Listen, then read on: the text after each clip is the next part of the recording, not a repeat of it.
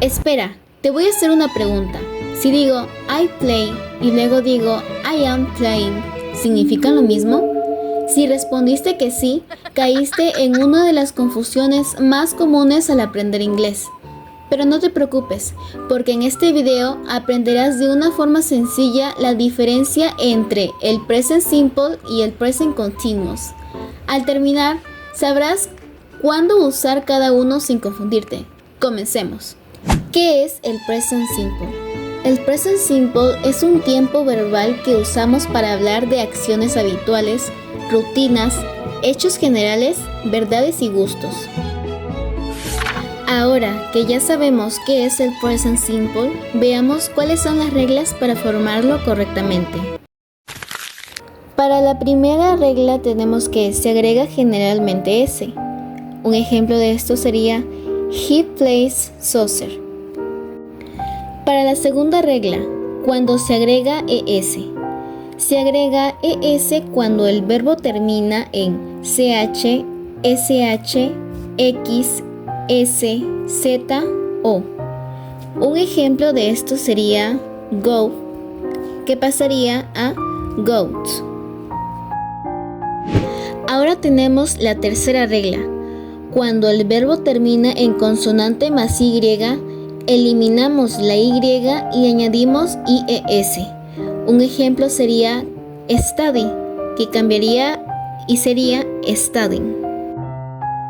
Pero la regla más importante del present simple es que todas esas reglas que mencioné anteriormente solamente van a poder usarse con los sujetos he, she o it en oraciones afirmativas. Ahora que ya conocemos por completo las reglas, veremos la estructura de este tiempo verbal.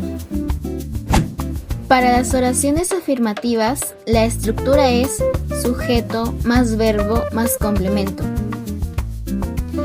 Para las oraciones negativas sería sujeto más auxiliar do o das, que este depende de qué sujeto estés usando, más el no, que es la negación, el verbo y el complemento. Y para las oraciones interrogativas, su estructura sería el auxiliar do o das, más el sujeto, más el verbo, más el complemento y un signo de interrogación al final. Ahora hablemos sobre el present continuous. El present continuous es un tiempo verbal que se utiliza para expresar acciones que están ocurriendo en este momento o que están en proceso de realizarse. Ahora que ya sabemos qué es el present continuous, veamos las reglas para utilizarlo correctamente. La primera regla es que todos los verbos deben llevar la terminación ing.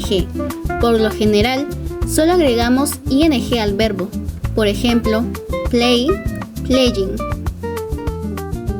La segunda regla indica que si el verbo termina en la letra E, debemos eliminar esa E antes de agregar ing. Por ejemplo, make, making.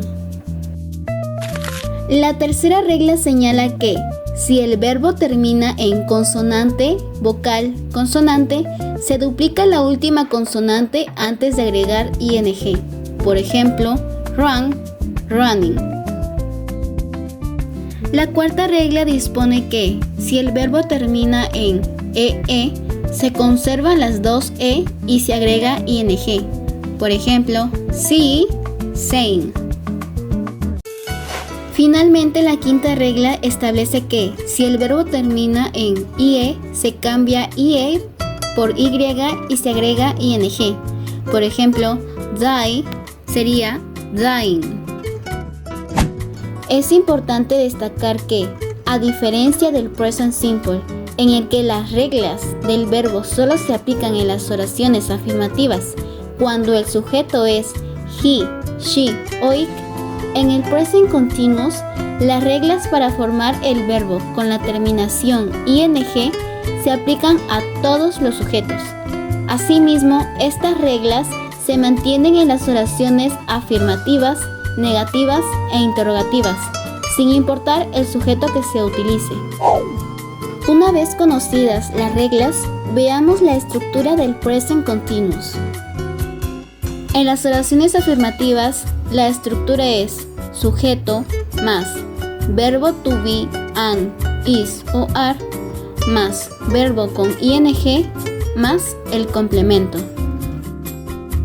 En las oraciones negativas, la estructura es sujeto más verbo to be, más el not, más el verbo con ing, más el complemento.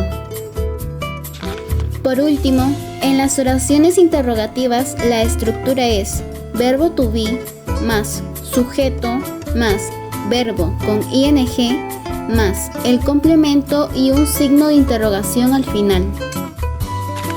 En conclusión, es importante conocer el present simple y el present continuous porque nos permiten comunicarnos correctamente en inglés, expresar acciones habituales y describir lo que está sucediendo en el momento. Dominar estos tiempos verbales facilita la comprensión y el uso del idioma en situaciones cotidianas, académicas y futuras. Muchas gracias por su atención.